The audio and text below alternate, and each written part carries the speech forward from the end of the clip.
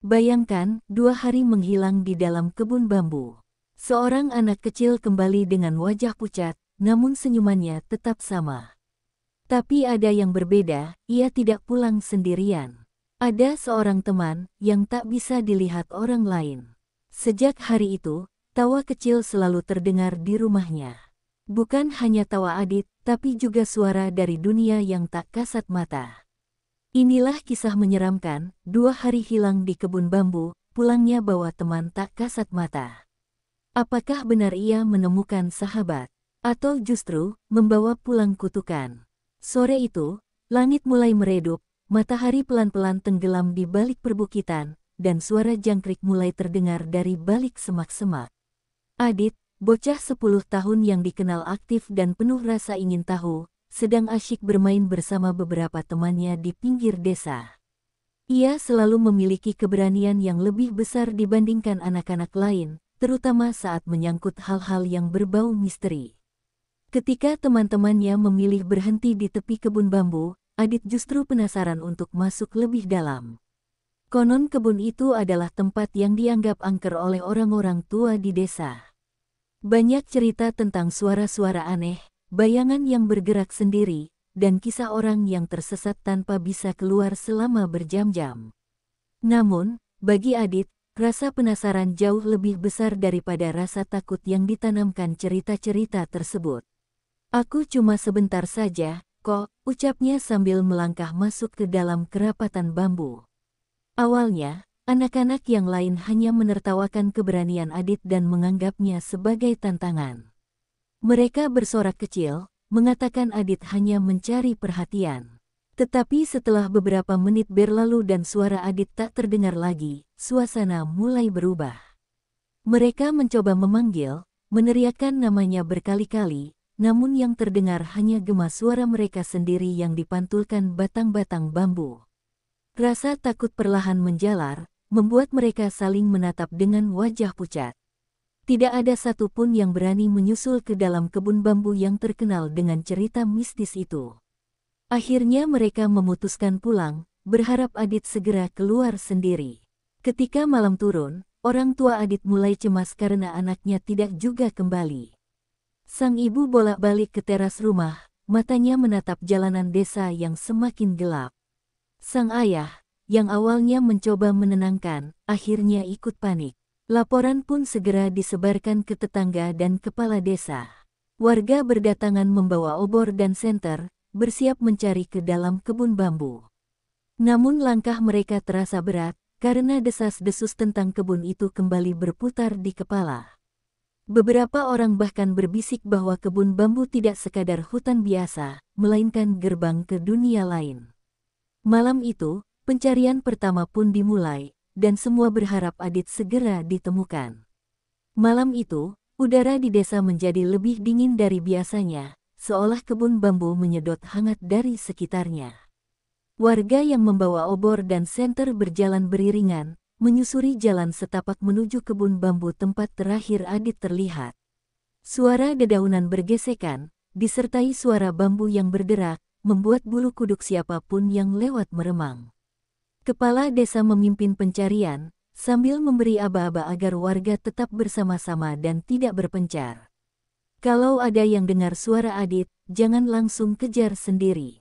Kita harus tetap berkelompok, katanya dengan nada tegas. Namun ketegasan itu tidak mampu sepenuhnya menutupi rasa was-was di wajahnya. Senter-senter mereka berayun, menerangi tanah lembab dan batang bambu yang berdiri rapat seperti dinding tinggi, seakan menutup jalan keluar bagi siapa saja yang berani masuk. Beberapa pemuda desa mencoba memanggil nama Adit dengan suara keras. Adit, pulang, nak, ayah sama ibu sudah nunggu di rumah. Namun yang menjawab hanyalah gema suara mereka sendiri, memantul dari batang bambu yang bergoyang pelan tertiup angin. Sesekali, terdengar suara tawa kecil, samar dan aneh, seperti suara anak-anak bermain. Semua orang terdiam sejenak, menoleh ke arah suara itu, tapi begitu senter diarahkan, hanya ada bayangan pepohonan. Beberapa warga mulai berbisik, mengatakan mungkin suara itu adalah milik penunggu kebun bambu. Salah satu ibu-ibu bahkan langsung berdoa pelan, merapalkan ayat-ayat yang ia hafal, berharap hal buruk tidak menimpa Adit. Semakin lama, semakin terasa bahwa kebun itu bukan sekadar hutan, melainkan ruang yang menyimpan rahasia yang sulit dijelaskan. Pencarian berlanjut hingga tengah malam, namun hasilnya nihil. Obor semakin meredup, baterai senter mulai melemah, dan kelelahan tampak di wajah para pencari. Mereka hanya menemukan jejak kaki kecil yang mengarah ke dalam, namun jejak itu berhenti tiba-tiba seakan lenyap begitu saja di tanah lembab. Tidak ada tanda-tanda keberadaan Adit, seolah ia benar-benar menghilang. Akhirnya kepala desa memutuskan untuk menghentikan pencarian sementara, khawatir sesuatu yang lebih buruk terjadi jika mereka memaksa. Dengan hati berat, warga pulang satu persatu, sementara orang tua Adit masih duduk di teras rumah, menunggu dengan doa dan air mata. Malam itu, kebun bambu tetap berdiri sunyi, menyimpan misteri tentang kemana Adit pergi. Hari pertama tanpa Adit terasa seperti mimpi buruk yang tak berujung bagi keluarganya. Ibunya hampir tidak berhenti menangis, setiap menit menatap jalan dengan harapan anaknya tiba-tiba muncul dari balik kegelapan. Ayahnya mencoba tegar, meski dalam hati ia hancur. Warga kembali berkumpul di pagi hari, membawa lebih banyak orang untuk membantu pencarian. Mereka menyisir sungai yang mengalir di tepi kebun bambu, berharap Adit mungkin tersesat dan mengikuti aliran air. Namun tidak ada jejak, tidak ada pakaian, tidak ada tanda-tanda kehidupan. Yang ditemukan hanyalah sandal kecil Adit, tergeletak di bawah rumpun bambu. Penemuan itu membuat semua orang semakin panik, karena artinya Adit benar-benar masuk lebih dalam ke area yang dianggap terlarang oleh orang tua-tua desa. Hari kedua pencarian lebih menegangkan. Beberapa pemuda yang nekat masuk lebih jauh melaporkan pengalaman aneh. Ada yang mengaku mendengar langkah kaki kecil di belakangnya, padahal ketika ia menoleh, tidak ada siapapun di sana. Ada pula yang mendengar suara seseorang memanggil namanya dari kejauhan, seperti suara anak-anak yang mengajak bermain. Ketika mereka mencoba mendekati suara itu, jalan setapak tiba-tiba berubah, membuat mereka tersesat berputar-putar. Kepala desa yang ikut menyusuri kebun itu merasa ada sesuatu yang tidak wajar, seolah kebun bambu memiliki kehidupan sendiri yang mempermainkan orang-orang di dalamnya. Bahkan suara bambu berderak terdengar seperti tawa kecil yang merayap ke telinga. Menjelang malam kedua, suasana desa berubah semakin muram. Orang tua Adit hampir kehilangan harapan, sementara warga mulai berbisik bahwa Adit mungkin sudah dibawa oleh makhluk penunggu kebun. Ada yang menyarankan memanggil dukun desa untuk melakukan ritual, agar pintu dunia yang tak terlihat bisa dibuka. Malam itu, beberapa warga yang berjaga mengaku melihat bayangan kecil berlari di antara bambu, namun bayangan itu tidak pernah keluar ke jalan desa. Seakan ada yang sengaja menahannya. 2 hari terasa begitu panjang, penuh ketakutan dan ketidakpastian, sampai akhirnya sebuah keajaiban terjadi di pagi hari ketiga, seseorang melihat sosok kecil berjalan dari arah kebun bambu menuju desa. Itu adalah Adit. Pagi hari ketiga, suasana desa masih muram. Orang-orang bersiap kembali melanjutkan pencarian. Beberapa di antaranya sudah membawa bekal makanan karena mereka berniat menyisir hingga jauh ke dalam hutan bambu. Namun tiba-tiba seorang anak kecil berteriak dari ujung jalan desa, menunjuk ke arah kebun. Semua orang sontak menoleh, dan mereka terdiam seketika. Dari kejauhan, terlihat sosok mungil berjalan perlahan, kakinya kotor penuh lumpur, bajunya kusut dan robek di beberapa bagian, tetapi langkahnya tenang seperti anak yang baru pulang bermain. Itu adalah Adit. Jeritan lega dan tangis haru langsung terdengar. Ibunya berlari tanpa pikir panjang, memeluk anak itu erat-erat sambil menangis sesenggukan, sementara ayahnya menyusul di belakang, matanya berkaca-kaca menahan haru sekaligus heran. Namun kegembiraan itu segera bercampur rasa aneh. Warga yang memperhatikan dengan saksama melihat bahwa tangan kanan Adit seperti sedang menggenggam sesuatu. Ia berjalan sambil sesekali menoleh ke samping, seolah-olah berbicara dengan seseorang yang berjalan di sebelahnya. Tapi ketika orang lain melihat, tidak ada siapapun di sana.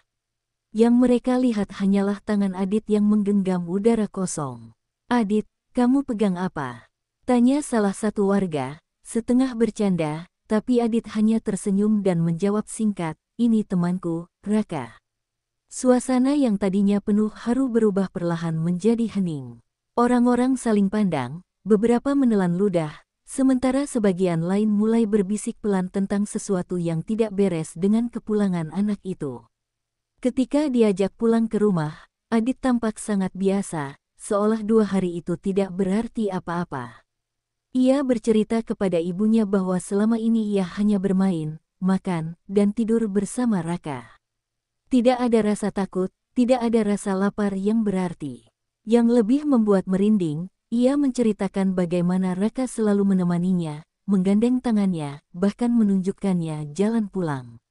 Ibunya hanya bisa menangis sambil memeluk Adit erat-erat, meski dalam hatinya bergolak antara rasa syukur dan rasa takut.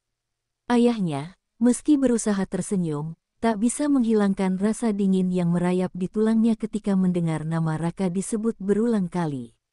Warga desa pun pulang dengan perasaan bercampur, lega Adit kembali, tapi sekaligus gelisah bahwa ia tidak pulang sendirian. Setelah sempat beristirahat dan diberi makan oleh ibunya, Adit duduk di ruang tamu bersama kedua orang tuanya. Wajahnya tampak polos, tidak menunjukkan tanda-tanda trauma sedikit pun, bahkan ia terlihat senang. Sang ayah yang masih penasaran akhirnya bertanya dengan hati-hati, "Adit, kemana kamu selama 2 hari kemarin?" "Semua orang mencarimu." Dengan semangat layaknya anak yang baru pulang dari liburan, Adit bercerita bahwa ia tidak merasa hilang sama sekali. Menurutnya, ia hanya sedang bermain di kebun bambu bersama seorang anak sebaya bernama Raka. "Raka baik sekali, ya. Dia ngajak aku lari-larian, kasih aku makan, terus nemenin aku tidur," katanya sambil tersenyum. Mendengar jawaban itu, ibunya gemetar, karena ia tahu tidak ada anak lain yang tinggal dekat kebun bambu, apalagi bernama Raka. Cerita Adit semakin membuat bulu kuduk berdiri. Ia mengaku makan nasi dan lauk yang disajikan Raka, tapi saat ditanya lebih rinci, yang ia sebut hanyalah dedaunan, buah hutan, dan air sungai yang rasanya manis. "Tapi aku kenyang, Bu. Rasanya enak sekali, padahal cuma daun," kata Adit polos. Ibunya memeluknya erat, air matanya menetes, bukan karena terharu tapi karena ketakutan yang semakin besar. Ayahnya mencoba menenangkan suasana, namun tatapannya tidak bisa menutupi kecemasan yang tumbuh. Bagaimana mungkin anaknya bisa bertahan 2 hari hanya dengan daun dan air sungai? Warga yang datang menjenguk pun ikut mendengar cerita itu, dan mereka saling berbisik penuh curiga. Bagi orang desa, kejadian seperti ini hanya bisa dijelaskan dengan satu hal, Adit telah berinteraksi dengan makhluk gaib penghuni kebun bambu. Ketika malam tiba, Adit semakin sering menyebut nama Raka. Ia bahkan menyiapkan tempat di sampingnya ketika hendak tidur, seolah ada seseorang yang akan berbaring di sana. "Bu, jangan duduk di situ, nanti Raka nggak bisa tidur," katanya serius, membuat ibunya merinding hebat. Tak hanya itu, Adit juga mulai sering berbicara sendiri, tertawa kecil, dan sesekali menunjuk ke arah kosong. Bagi Adit, semua itu tampak normal. Namun bagi orang-orang dewasa yang melihat, jelas ada sesuatu yang tidak wajar. Warga desa yang mendengar cerita ini mulai gelisah. Sebagian percaya bahwa Adit membawa pulang teman dari kebun bambu, seorang anak gaib yang mungkin terikat dengannya. Sejak malam itu, kehidupan keluarga Adit tidak pernah lagi sama, karena kehadiran sosok yang tak kasat mata mulai mengisi rumah mereka. Sejak kepulangan Adit, rumah yang tadinya hangat berubah menjadi tempat yang penuh keganjilan. Pada malam pertama, ibunya terbangun karena mendengar suara langkah kecil di dapur, seperti ada yang berlarian. Saat diperiksa, tidak ada siapapun, hanya piring di meja yang tiba-tiba kosong padahal sebelumnya berisi makanan. Awalnya ia berpikir mungkin Adit yang diam-diam makan tengah malam, namun ketika diperiksa, anak itu masih tidur lelap di kamarnya. Esok paginya, Hal aneh kembali terjadi, mainan Adit yang sebelumnya tersimpan rapi di lemari, tiba-tiba berserakan di lantai ruang tamu, seolah ada anak lain yang memainkannya sepanjang malam. Ayahnya mulai merasakan hawa dingin setiap kali melintas di lorong rumah, terutama dekat kamar Adit, seolah ada mata tak kasat mata yang mengawasinya. Adit sendiri terlihat semakin akrab dengan teman barunya. Hampir setiap hari ia berbicara sendiri, tertawa, atau bahkan menoleh ke samping saat makan. "Raka suka ayam goreng, Bu," katanya. "Enak sekali," ujarnya sambil menyodorkan sepotong ayam ke udara kosong. Ibunya hanya bisa menatap dengan wajah pucat, tak sanggup menjawab. Bahkan ketika bermain di halaman, Adit sering berlari sambil menggandeng tangan yang tak terlihat, membuat tetangga yang memperhatikan dari kejauhan bergidik ngeri. Beberapa anak sebaya mulai menjauhi Adit karena takut, dan orang-orang dewasa hanya bisa berbisik bahwa ia sudah membawa pulang sesuatu dari kebun bambu. Namun Adit tetap terlihat bahagia, seakan ia benar-benar tidak merasa sendirian. Semakin lama, kejadian aneh kian meningkat. Pada suatu malam, ayah Adit mendengar suara tawa anak-anak dari dalam kamar, padahal hanya Adit yang sedang tidur di sana. Ketika ia membuka pintu, tawa itu langsung lenyap, berganti dengan sunyi yang menusuk telinga. Di dinding kamar, ia menemukan bekas coretan seperti tulisan tangan anak kecil, samar namun jelas membentuk kata "Raka". Coretan itu tidak mungkin dibuat Adit, karena spidol dan pensil di rumah tersimpan rapi. Keesokan harinya, Adit bangun lebih pagi dari biasanya dan berkata dengan polos, "Ayah, jangan khawatir. Raka janji bakal jaga aku selamanya." Ucapan itu membuat ayah dan ibu Adit saling pandang, merasakan ketakutan yang tak bisa mereka ungkapkan dengan kata-kata. Mereka sadar, kehadiran Raka bukan sekadar khayalan anak kecil, melainkan sesuatu yang nyata. Kabar tentang Adit yang pulang dengan membawa teman tak kasat mata mulai menyebar ke seluruh desa. Awalnya hanya bisikan antar tetangga, namun lama-lama menjadi buah bibir di warung, di sawah, bahkan di musala. Orang-orang mulai merasa tidak tenang setiap melewati rumah keluarga Adit. Beberapa ibu-ibu mengaku mendengar suara anak kecil tertawa di malam hari saat mereka pulang dari pengajian, padahal semua anak desa sudah tidur. Seorang pemuda bahkan bersumpah melihat bayangan kecil berlari di belakang rumah Adit ketika ia lewat tengah malam. Suasana desa yang biasanya tenang berubah menjadi penuh curiga dan rasa takut. Orang-orang mulai percaya bahwa Adit telah membawa pulang roh anak dari kebun bambu yang sekarang ikut tinggal bersamanya.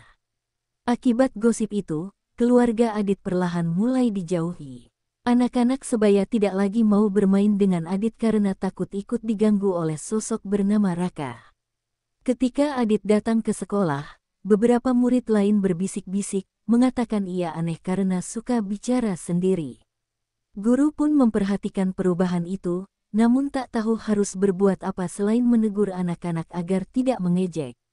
Lebih parah lagi, ada tetangga yang sengaja menutup pintu rapat-rapat ketika melihat Adit lewat, seolah takut temannya ikut masuk. Orang tua Adit merasa tertekan, di satu sisi mereka lega anaknya kembali, tapi di sisi lain mereka tidak bisa mengusir sesuatu yang jelas-jelas tak terlihat namun nyata keberadaannya.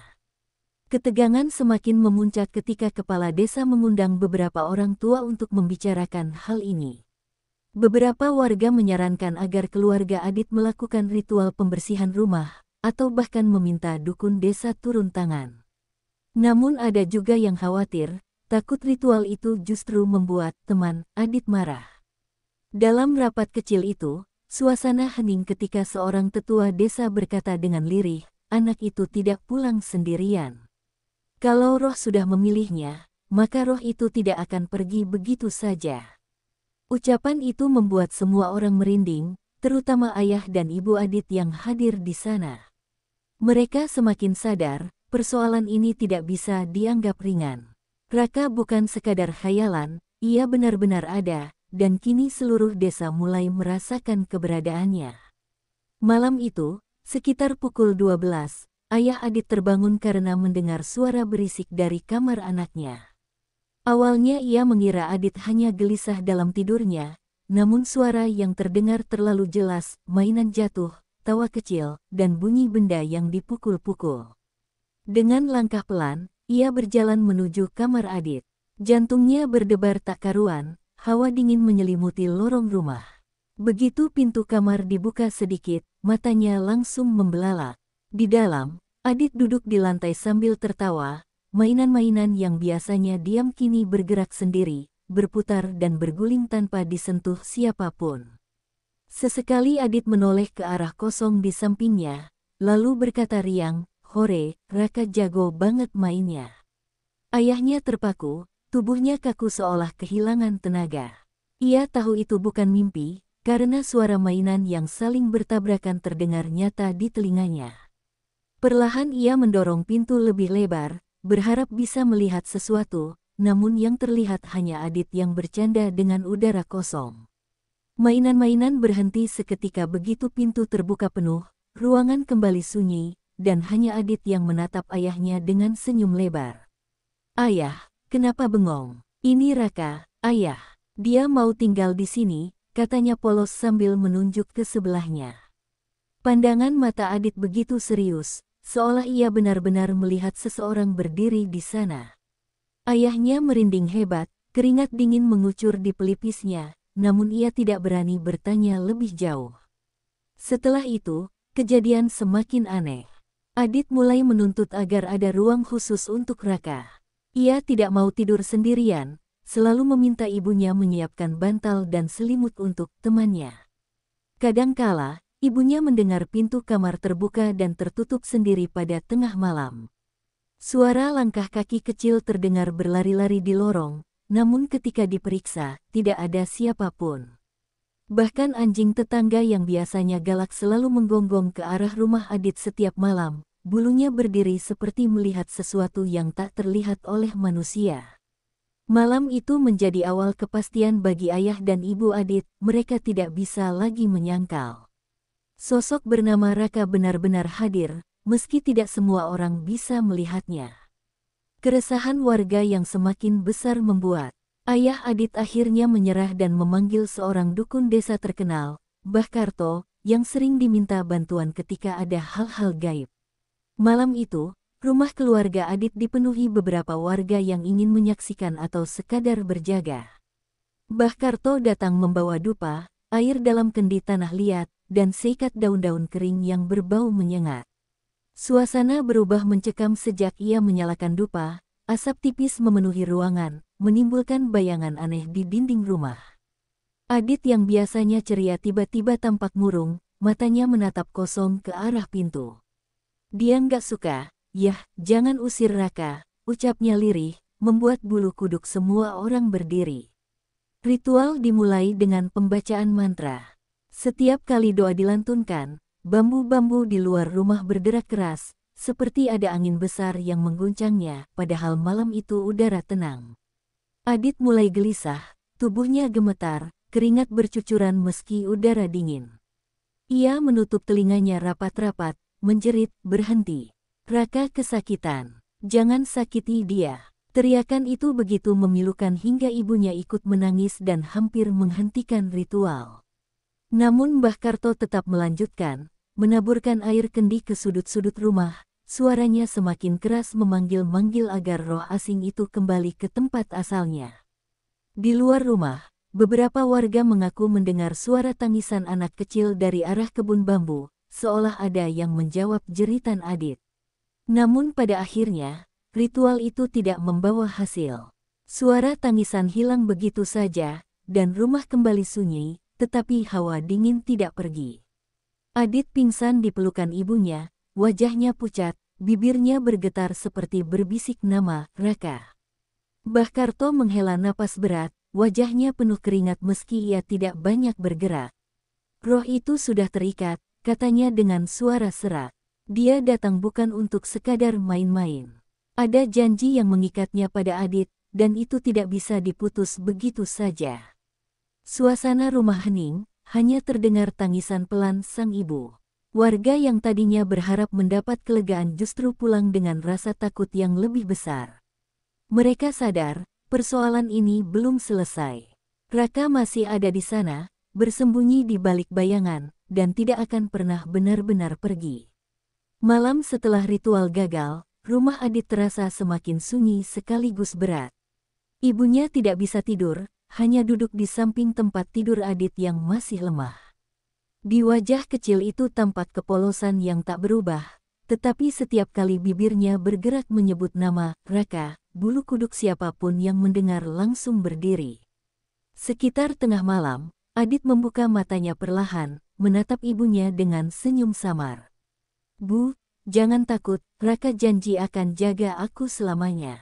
Dia nggak akan pernah ninggalin aku," ucapnya dengan suara lembut.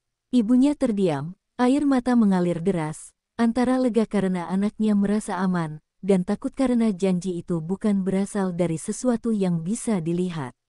Keesokan harinya, warga desa masih membicarakan kejadian semalam. Sebagian menilai keluarga Adit harus pindah rumah, menjauh dari kebun bambu yang dianggap sebagai sumber masalah. Namun ayah Adit merasa hal itu sia-sia. "Kalau roh itu sudah terikat pada anakku, kemanapun kami pergi dia akan ikut," katanya pasrah. Mbah Karto pun datang kembali untuk memberi nasihat terakhir. Ia berkata bahwa roh anak kebun bambu itu mungkin kesepian, menemukan teman dalam diri Adit, dan kini enggan berpisah. Dia tidak berbahaya, selama tidak diganggu. Tapi ingat, janji roh lebih kuat daripada kata-kata manusia. "Jangan sekali-kali mencoba memutuskannya tanpa restu," ucapnya tegas. Kata-kata itu membuat hati orang tua Adit semakin terhimpit, karena artinya mereka harus menerima kehadiran makhluk tak kasat mata itu di rumah mereka. Hari-hari berikutnya berjalan aneh, namun perlahan dianggap biasa. Adit tetap tumbuh seperti anak-anak lain, hanya saja ia selalu terlihat berbicara dengan teman yang tak pernah terlihat orang lain. Setiap malam, ibunya mendengar suara dua anak tertawa dari kamar, meski hanya satu tubuh yang terlihat di balik selimut. Kadang-kadang, mainan tergeletak rapi sendiri, atau makanan di meja hilang separuhnya tanpa penjelasan. Warga desa akhirnya memilih diam, tidak lagi mencampuri urusan keluarga itu, meski dalam hati mereka tetap diliputi rasa takut. Bagi keluarga Adit, hidup bersama Raka menjadi kenyataan yang tidak bisa dihindari. Janji yang mengikat itu membuat mereka sadar, anak mereka tidak akan pernah benar-benar sendirian lagi. Dan di balik senyum polos Adit, selalu ada bayangan tak kasat mata yang setia menemaninya. 2 hari menghilang di kebun bambu, membuat Adit pulang dengan kisah yang tak pernah bisa dijelaskan. Sejak saat itu, ia tidak pernah benar-benar sendiri. Raka, sosok yang tak kasat mata, telah menjadi bagian dari hidupnya selamanya. Kadang, janji yang terucap di dunia lain lebih kuat dari ikatan manusia. Dan bagi keluarga Adit, hidup berdampingan dengan yang tak terlihat adalah kenyataan yang harus mereka terima. Lalu, menurut kalian, apakah Raka benar-benar sahabat setia? Atau justru bayangan gelap yang perlahan menunggu waktunya? Terima kasih sudah menonton. Jangan lupa like, share, dan subscribe agar tidak ketinggalan kisah misteri berikutnya. Sampai jumpa, dan hati-hati jika melewati kebun bambu sendirian.